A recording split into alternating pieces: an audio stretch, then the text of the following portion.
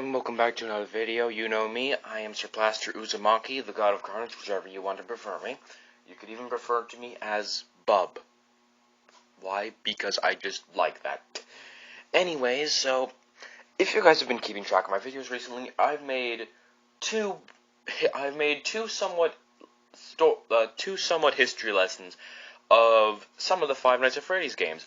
The first one being FNAF 3, and then after that came FNAF 4. And since I've been watching Daco's Revisited series on this game, I felt like there would be no exception to not immediately do the history of Five Nights at Freddy's 6, or as it's otherwise known as Freddy Fazbear's Pizzeria Simulator, or should I say, the Troll Game. Alright, so let's exactly talk about it. So this game was announced in 2017. Scott made a couple of teasers, I believe. Yeah, there were teasers for this game. On Scott Games, obviously. It was going to be announced to come somewhere around 2017, and suddenly it just vanishes. All the things vanish, and basically says that the game was canceled, that FNAF 6 was canceled. And then he released like a small, then after that he released like a small teaser video thing, and it was of the minigame section that you're probably seeing right now, and that was about it. It seemed like a normal simulation game, so we thought that it was just going to be a troll game, which everyone thought. I did too. Then out of nowhere, the game gets it gets dropped. It like a freaking bombshell. It gets dropped out of nowhere. We had no idea it was going to be coming. And then obviously it was huge. It was a huge hot hill for the FNAF franchise, considering how none of the other games have been announced canceled ever, most likely, because obviously FNAF 1 wasn't canceled. FNAF 2 wasn't canceled. FNAF 3 was a troll game before the actual game came out. FNAF 4, no. Yeah, I think FNAF 6 was the first one that was announced to be canceled as a troll. And then Scott released this amazing freaking game. And for the record, I love the hell out of FNAF 6. I think it's definitely one of the best FNAF games. My good friend Legendary Flaro says it's the weakest for him, although he still doesn't hate it because I agree with him on this. All the games are amazing and very nostalgic for fans and horror game fans as well. Considering how Five Nights at Freddy's is the most popular horror game franchise in the world, which is a lot to say. Anyways, let's get on to the brief history of FNAF 6, or should I say, well, why I like it. Of course, we should probably talk about what's the difference between FNAF 6 and most of the all the other FNAF games. Well, all the FNAF games have a different thing in common. FNAF 1 was very simple, was just more of whereas one of the more classic retro-styled click and survive, where it was a clicker horror game. It was a horror clicker game. Except on FNAF 1. You had to search cameras to know where the enemies are, the animatronics, sorry, and they all had a specific pattern. And some of them had the same mechanics, some of them did not. And also, then FNAF 2, it's pretty similar to FNAF 1, except you can't close doors, and you don't have to worry about power, although you do have to worry about flashlights, which is also why FNAF 2 was obviously the most intense FNAF game of the series. While the most frustrating is probably the Ultimate Custom Night. Because with FNAF 2, you're checking the cameras, winding up the music box, putting the mask on, flashing the lights at Foxy, You have so much to do, and then FNAF 3 came along, and then that had a very different mechanic where check the cameras, reboot the system of whatever, reboot ventilation, reboot camera system, reboot audio check. There was only one enemy. There were different animatronics that had a different purpose. There were like 4 of them, I believe, that had the exact same purpose, although all of them had their own uniqueness in many ways. FNAF 4 came along, and it had more of the original FNAF 1, although it definitely made it a lot creepier and a lot better, considering how, well, in this one, it is very much like the original FNAF 1 clicker game, although, well, not exactly, considering how you're not in front of the doors where you can just click on a button and the doors will be closed. You would actually have to shut them for yourself by getting to the door, and on top of that, you have to be very careful with breathing and other things as well. And then Sister Location came along where it was mixed between free roam and more and of a quest style game where you can roam around, although you only have limited amount that you can roam. Limited areas you can actually get to, and that you can actually, explore all the way. And then FNAF 6 came along with a very different mechanic, one of the most unique mechanics in my opinion, where you don't have any cameras, you don't have anything like that to protect yourself, aside from a lot of different tools. Well, the main thing we should probably talk about is what exactly you do in FNAF 6, and what is the main story of FNAF 6 before I get to the mechanic. So the story of FNAF 6, this takes place after FNAF 3, but also before Ultimate Custom Night, and this obviously takes place around the years of 2023. Or so we think, and that's what we're going to assume most from now on. Then, basically, you are a lot of us believe that we are playing as Michael Afton in this game, considering how we know he's not dead. We know he's not dead after the events of Sister Location, and he's most likely the person that we play as in FNAF 3, considering we don't know who we play as in FNAF 3 or 4. Anyways, and basically we are basically a entrepreneur making a brand new Freddy Fazbear's Pizzeria restaurant, and this is where the game is a lot more unique than all the other ones, considering how you get to customize your pizzeria. You get to put different animatronics. You get to decide what mini games you get to put in. You can play them in. It's basically also mixed with. This is more of a game mixed with simulation than it is with survival. Although the survival part is where the main original source material sticks to, and all the other horror related content, other horror related stuff in FNAF. Although that doesn't mean that FNAF 6 has its dark storyline. As a matter of fact, it has one of the darkest storylines, considering how it goes so much more into the lore and so much more into how messed up William Afton is, considering now he's back as Scraptrap, which I like Scraptrap. I do like Scraptrap. In my opinion, he's creepier than Springtrap. Although the Springtrap model for me, when it comes to designs, Springtrap will always be number one. What's your ranking for the Springtrap for the Springtrap designs? Mine's Springtrap at the top, Glitchtrap for number 2, and then Scraptrap for number 3. I love all the designs, and I like Scraptrap too. I don't understand the whole Jimmy Neutron Peanut Head thing. And also, Annard is back as Molten Freddy, being controlled by Funtime Freddy. The puppet's back, being now as Lefty, the black bear.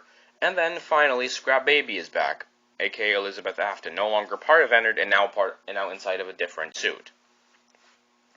And on top of that, the deeper we go into, the more we realize how messed up the FNAF universe actually is, because we eventually learn that William Afton in Sister Location, there's this device called the Scooper, which in the end scoops your insides out at the end of Sister Location. There's actually blueprints shown that when William built it, he actually designed it to build Remnant, to collect Remnant. And so, whenever he took out, scooped an animatronic, the Remnant and the Agony, whatever, would go, and he could take it. So basically, it's really messed up. And then we finally see Henry from the Silver Eyes trilogy come back, and his plan is to lure all the animatronics and burn them in the labyrinth, basically. And obviously there's a lot more to talk about, considering there's a lot more backstory, which we believe that has the backstory of Chica, which talks about a girl by the name of Susie, which is in the gravestone ending, which I'll get to soon. In one of the mini-games, aka Fruity Maze, in the Fruity Maze minigame, we are playing as a little girl, and we're collecting, fruits and stuff. It's called Fruity Maze for a reason, and we see a little girl's reflection every time we get our time boosted.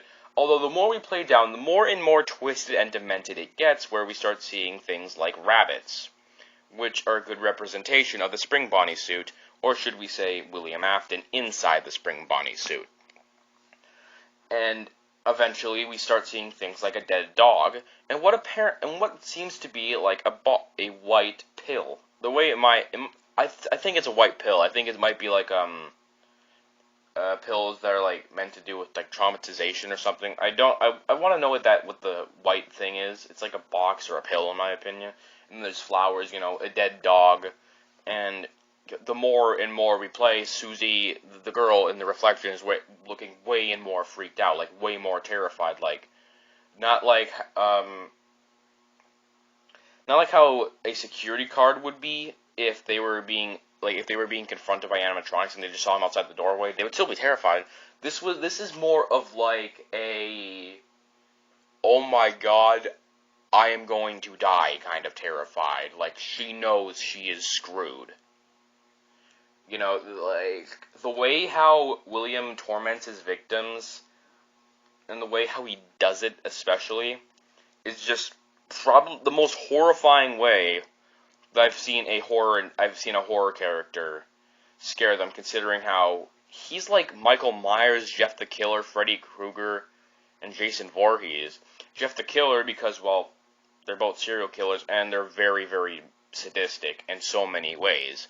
While William, on the other hand, he's just a lot more insane. Freddy Krueger because they're both child murderers and they're both spirits that have a specific purpose and continue to do what they did, which was kill.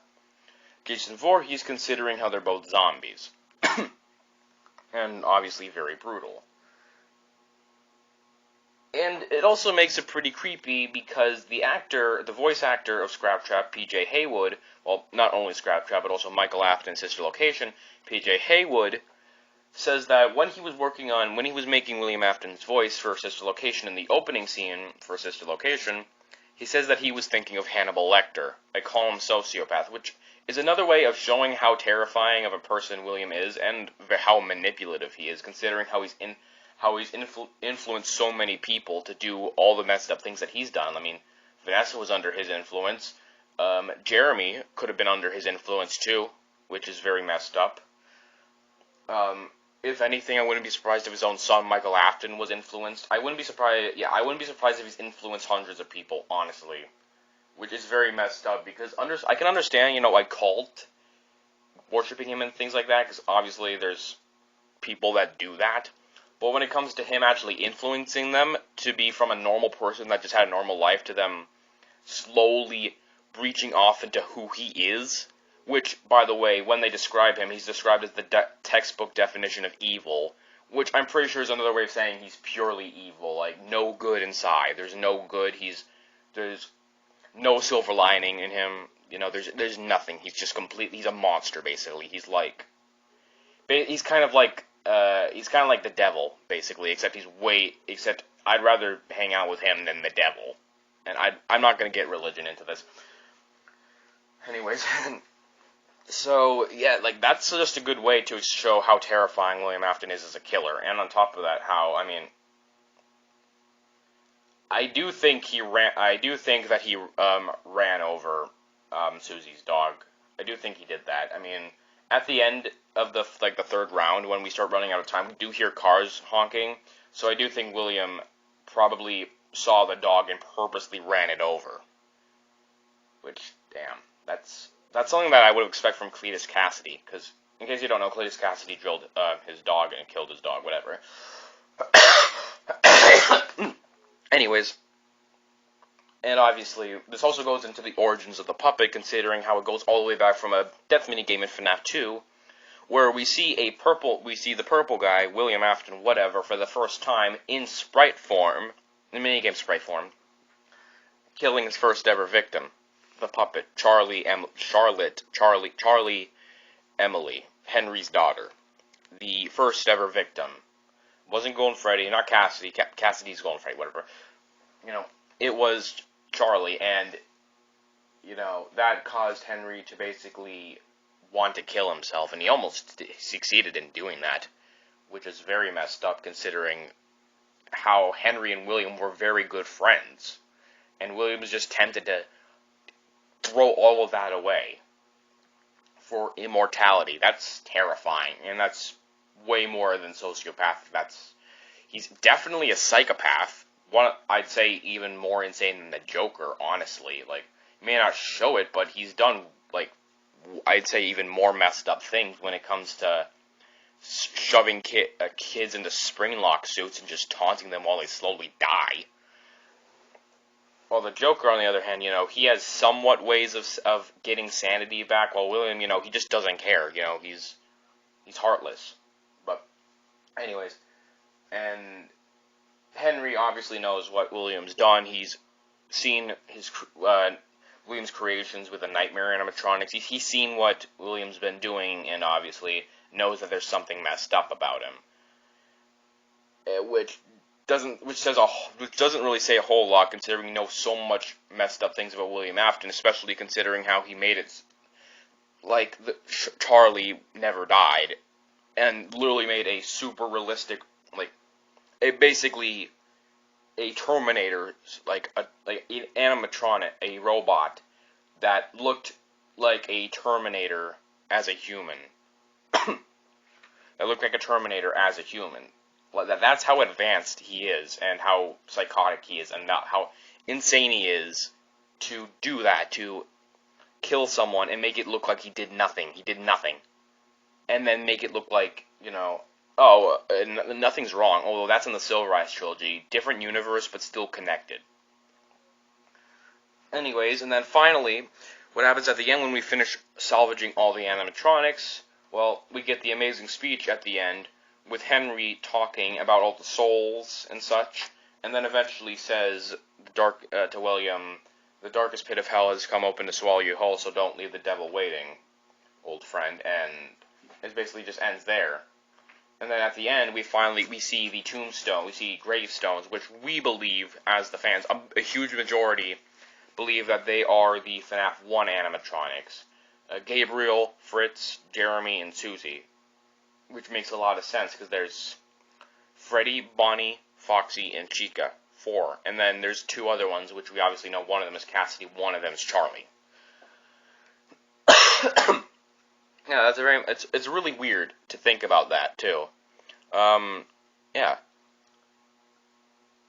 It's crazy, because this is probably one of the most more unique games. And when you think about it, even if it's like the weakest one for you, it's still far from a bad game. It's in my opinion, it's a masterpiece. Like, the way how Scott tells his stories and the way he shows the stories to the other people he's working with on the projects for the franchise, like Steel Wool and Security Breach. He's like the best when it comes to creating the story, and he just went on as he went. That's insane, man. That's insane. I don't really have much time left, because this thing only goes to 20 minutes for some reason. So, hope everyone likes this. Make sure to like and subscribe if you're brand new, and join the Sir Plaster Uzumaki cult, and I'll see you all next time. Signing off.